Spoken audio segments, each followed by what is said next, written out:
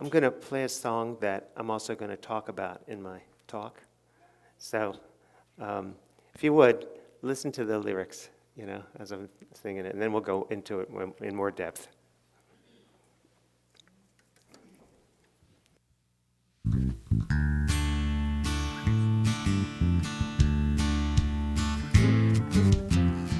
There is a longing held deep inside, a certain sadness we try to hide. To feel connected is what we all seek. It's there behind the words each time we speak. Well, have you had enough of just hanging tough? Maybe it's time to share your heart. Look into someone's eyes and you realize that it's never too late to start.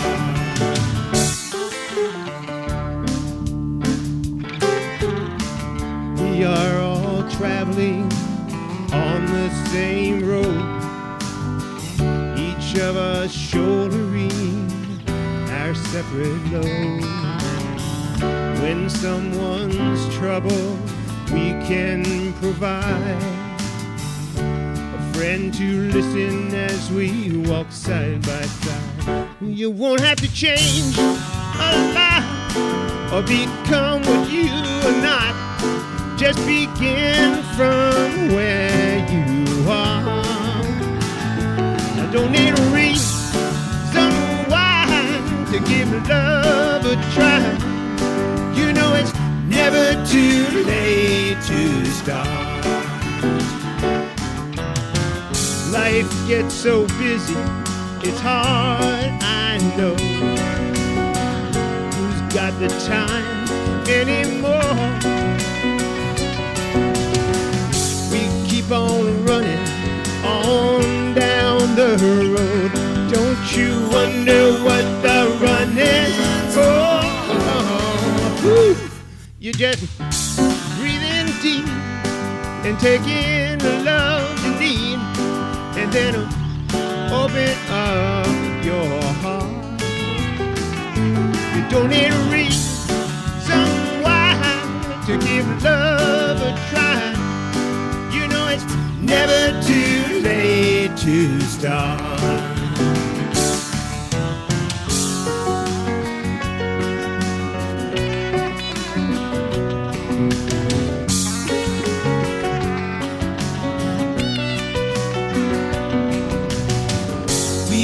On running on down the road. Don't you wonder what the run is for? You just breathe in deep and take in the love you need, and then open up your heart. I don't need a reason why to give love a try. You know it's never too late to start. You know it's never too late to start. No, it's never too late to start.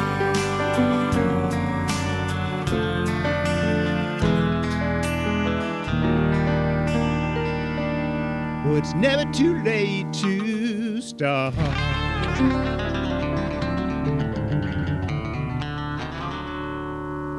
Thank you.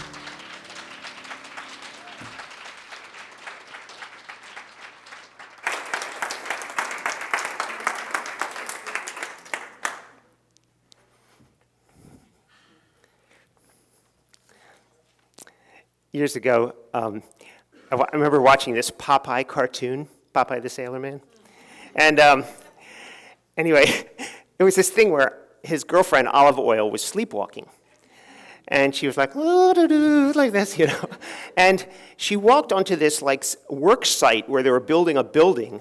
and these elevators are going up, and girders were being like, and she would like step on like this, and it was, when her foot would come down, it would be like perfectly on a girder, and then she'd go up 10 stories, like la la la, and no matter what happened, she always kind of landed in the right place, and that's kind of a lot like my life.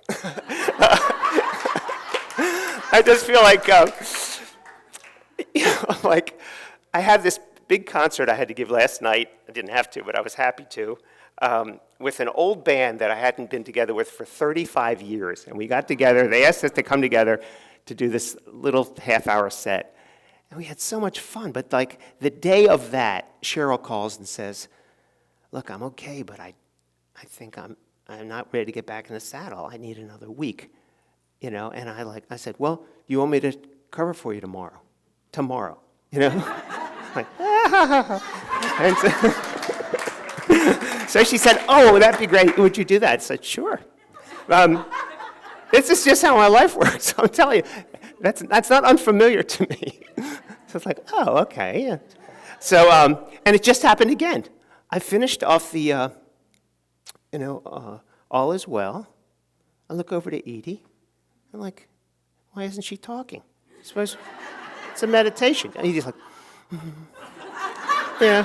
like meditate me. I'm like, uh-oh, I guess I'm on. I just winged that. It's like, oh, is this mic working? Hello, take a deep breath. Had no idea what I was going to say, so I'm like, that's my life, I'm telling you. Yeah, it was fine. Yeah. Oh, God.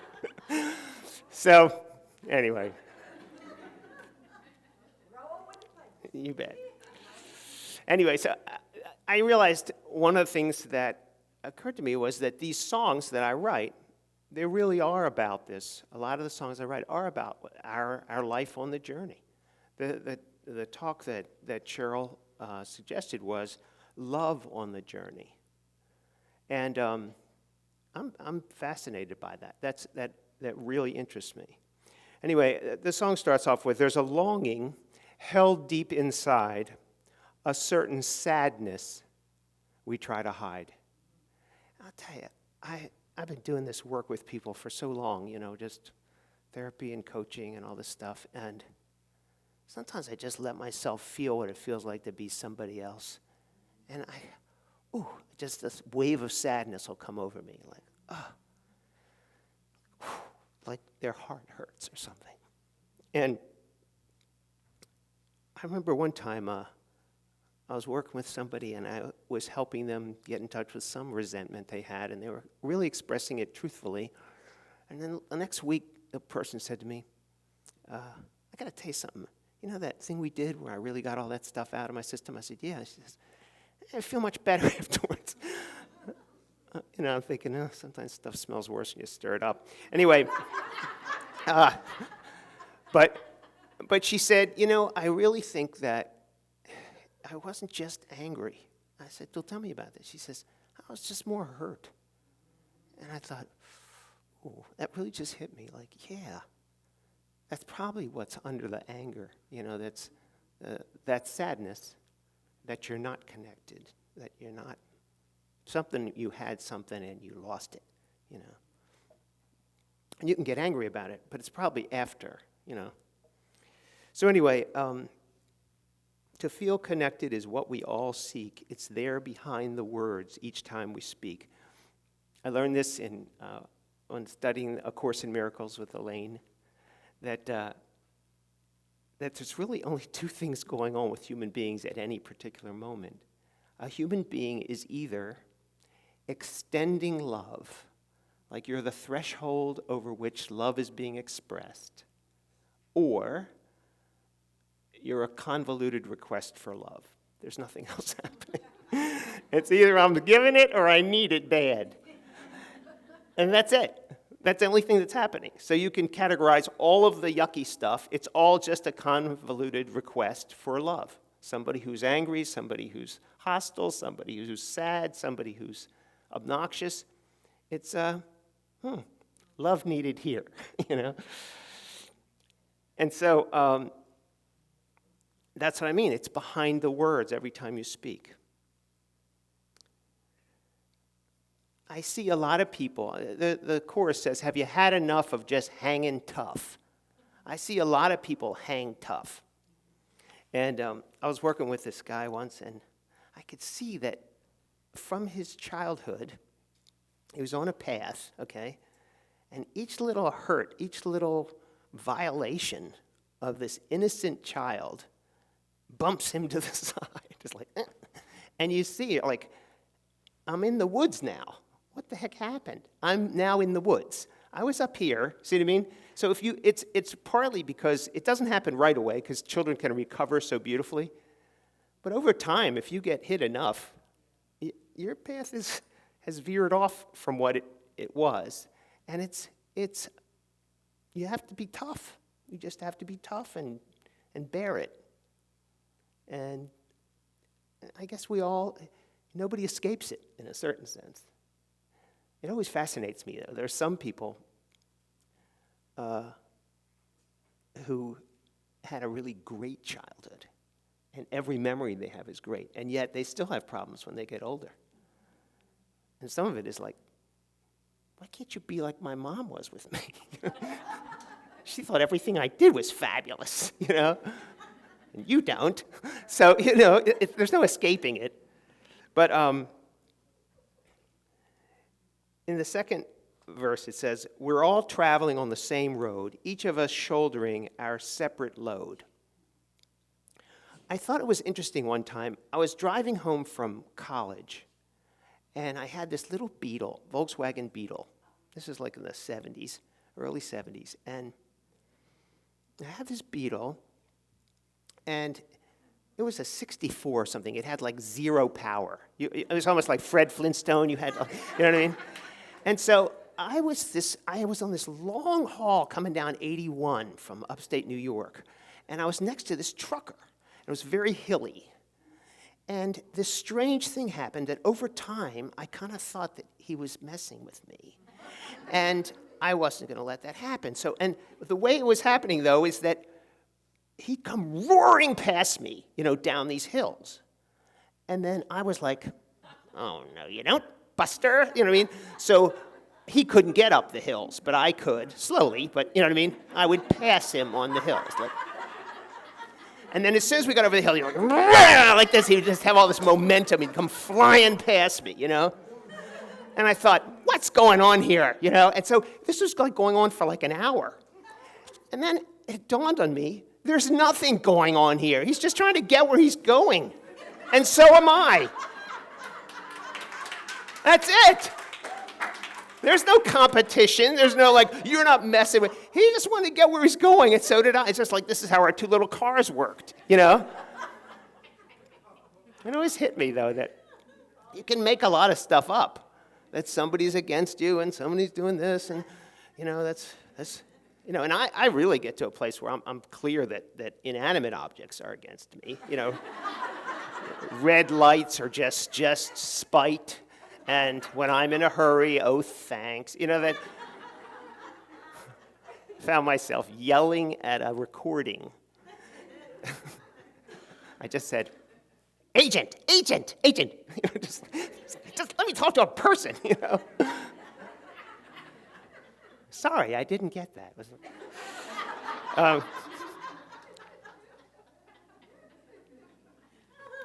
So one of the lines in this is, you won't have to change a lot or become what you are not. Just begin from where you are. That's kind of a neat thing. It's just wherever you are, you can just start there. You don't have to backtrack. You don't have to, nothing. Just from wherever you are, whenever you wake up, whenever you realize that you want to be in a little different place, you can just start from there. This idea of extending love or feeling love with another person, sometimes people, especially guys, they feel like it sounds like sissy-ish, or like, what, are we just all going to be bliss-ninnies or something? But it's not that. Love can be just interest in another person's life. Just the slightest interest can totally change somebody's life. Remember, this guy told my dad years ago in 10th grade, he came up to my dad, he was a science teacher. He said, you have real aptitude in science. You could be a doctor. really? I said, yeah, you could do this. You could, just that little sentence, he became a doctor, you know. And it's never too late to start. Your time is not past. You can do it any time. In the bridge, it says, life gets so busy, it's hard, I know. Who's got the time anymore? We keep on running on down the road. Don't you wonder what the running's for? I used to hang out at this garage.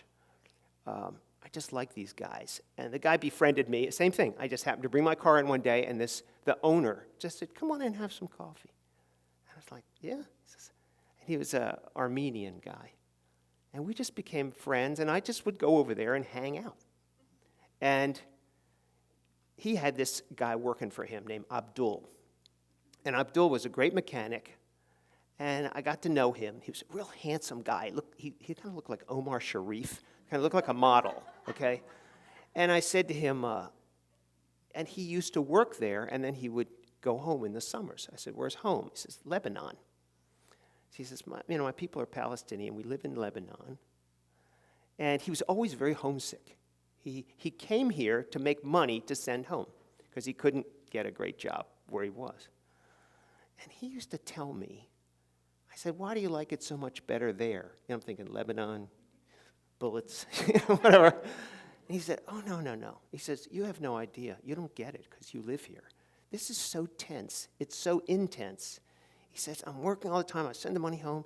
He says, but everybody just works and works and works here. And they'll work all weekend if they have to. You're just always working. I said, well, what do you do when you're home? He said, oh, it's completely different. When I'm home, there's like no stress. I said, why not? He says, well, first of all, there aren't any great jobs. You have a job, you make enough money to buy food and not much else. I said, yeah, what's so great about that? He says, well, everybody's so happy to see you. You wake up and it's just like you just keep going to people's houses and they always invite you in for food. Oh, come on in. And it's just love. That's what he just described, and you come over to someone's house and your kids come and they play with the other kids and then nobody's in a hurry and they sit and they talk and they'll have some coffee. Everybody's generous with food, he said, and then you don't have an agenda so much. He said, it's just lovely. He said, I can't wait to get back there. And yeah, we're poor, but much happier. He said, much happier than here. I really got it. He painted a picture for me that I really got. So you could just be too busy to connect with somebody. When I was at this concert last night, it was on a break, and I saw this woman. And she's somebody I had some pretty severe judgments about. I just thought she was nuts 35 years ago. And I sort of stayed away from her. I just thought she was weird. And there she is, 35 years later, and she's with a husband. And I saw that she saw me, and I saw that I saw her. You know how that thing, they knew you then, but we're going to act like we didn't see each other or something like this. And I thought, 35 years, get off it, Jimmy. I was I went over to her and said, hi, and she, of course she knew who I was, and, it was so good to see her, and I just felt like, what is that? Just leave that. This is the thing. Just connect with this person. She's a person, and she's not my judgments, and she's probably not crazy. It was just I didn't, whatever. But it just felt so right. That's what you're going to do? You're going to stop yourself still from loving somebody? You're going to block the love there because of some judgment you have? No.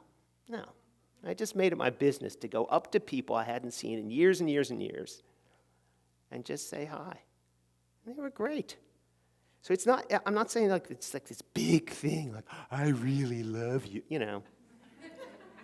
I don't think you have to be gushy or sticky sweet or anything else. It's just a connection. Authentic connection. So I wanted you to try this. This is so cool. I just wrote this sentence out this morning when I was writing the talk. And I tell you, this is going to be a song, I can tell it. It just popped out of me. Listen to this. What I want you to do is this. I want you to look at a person next to you. I don't want you to say anything. Just look at them, okay? And then think this and vibe this, okay? This is what I want you to think and vibe looking at somebody. Ready?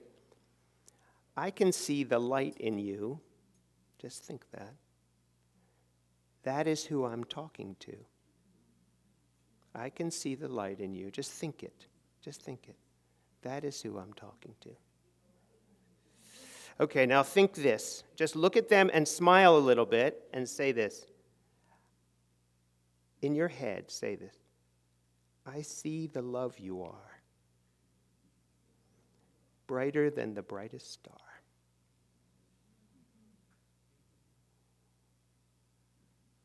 See, you don't have to say it.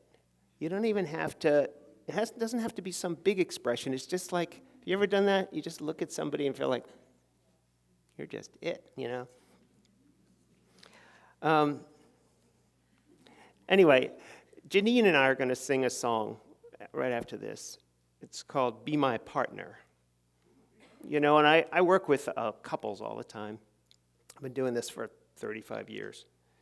And I noticed that when things aren't going well, it's mainly because couples have an expectation that this other person is supposed to make them happy or is supposed to fix what was wrong in their childhood or whatever, or recapitulate what was good about their child. I don't know, but this whole thing about, like, looking over there, like, why aren't you doing it for me? And it's a problem because that orientation can't work, at least not for very long. It can work for an affair, I think, but it falls apart quickly, you know. I think I've found it, you know. It's like, eh. But when you're with somebody for a while,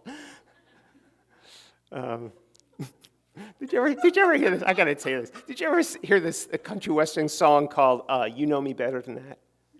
It's just the coolest. It's the coolest lyrics. And picture this scene: a guy's at a bar. He's with some young girl. He's dumped his wife, and now he has some young girl. Okay, so she's in the bathroom, and his wife is sitting at the bar next to him, his ex. And he starts going on about how great things are and how great this girl is. And at the end of it, he says, and she thinks that I like her cats. And he says, but you know me better than that. And that's a song. I just got this image, you know what I mean, of this young, it's like, you like schnookums too, don't you? You know, it's like, So he's got her snowed, you know what I mean? But you could tell by the end of the song, he's so sort of comfortable being with his ex, like, you know me better than that. So there is something about when you have a partner, and you drop the expectations that they're on the planet to live up to your expectation, you really have an opportunity that's unbelievable to grow. And that's really what it's about. It's this person who can help you grow. And you're on your path, and they're on their path, and you just support each other. You know, the highest form of love is a commitment to another person's spiritual development. It doesn't get any higher than that. So I wanted to read you these words, and Janine and I are going to sing it. Lying in silence, I'm picturing you and what you're up to right now. My thoughts are with you, whatever you do. We stay connected somehow. You have your pathway, and I too have mine. The roads have many a turn. Sharing our insights, our perspectives, refine the many lessons we've learned. Be my partner. I want to start something good, that I know will be good. You inspire me to reach higher and be more than I ever could. And that is the value of a committed relationship, partnership. A lifetime's commitment to love and to peace is what I offer to you. With truthful expression, our love will increase. It's what we're put here to do. This is somebody you can be intimate with because you can be honest with. Let us marry. Our love will carry us through the good times and bad. I won't be perfect, but I'll work on myself, and I'll always be glad to have you. Tell me you love me and give me your heart. We'll let our spirits entwine. Focused on kindness, a fine way to start. Our highest love we'll combine. One of the things I was taught a long time ago is that when you're with another person, it's ridiculous to expect that you're always going to feel love for them. You cannot always feel love. When they hurt you, you will not feel love. Trust me. When they embarrass you, don't respect you, whatever, violate your boundaries, you're not going to feel love. But the interesting thing is, you can always be loving. That's the part you have some control over. You can be loving. And often that just means just being kind. And you can be that with anyone, if you choose to. So, Janine and I are going to sing this song. It's called Be My Partner. And I don't know about you, but I'm having a great time.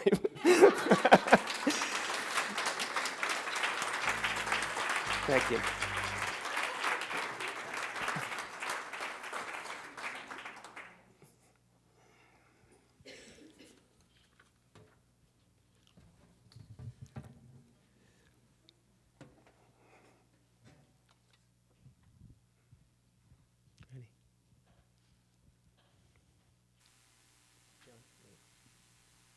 Ready?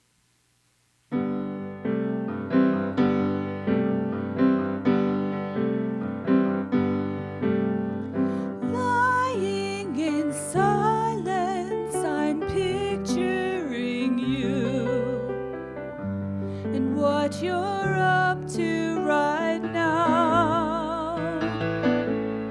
My thoughts are with you, whatever you do.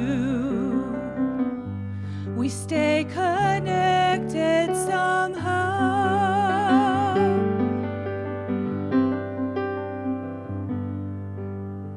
You have your pathway, and I too have mine. The roads have many a turn.